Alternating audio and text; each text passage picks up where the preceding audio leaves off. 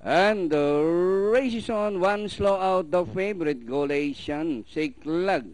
From the outside is Pivotal. Moving up by the rallies, Ruby Gentry. It's Siklag, Ruby Gentry. On the outside is Pivotal. Alongside is Amazing Pace. Running down on the inside is Best Strike. Alongside Royal Aires. On the further outside, Amazing Damascus. Angelic Boy. Second last, Golation. And My Lucky One.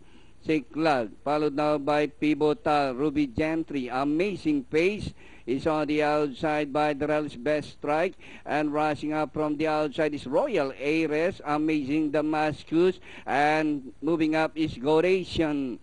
Rounding the far turn, Siklag, Pivotal, Amazing Pace, Amazing Damascus, Angelic Boys, and rushing up is Golation, together by Royal Aires, as they race the final corner, Pivotal, and down on the inside, Amazing Damascus, Royal Aires, together with Gold Asian. On the further outside is Angelic Boys, Pivotal, Amazing Damascus, Royal Aires, rushing up, moves up to take the lead. It's now Royal Aires, and finally Royal Aires, Pivotal, Amazing Damascus, Close, Angelic Boys, Golation for your Pentafecta.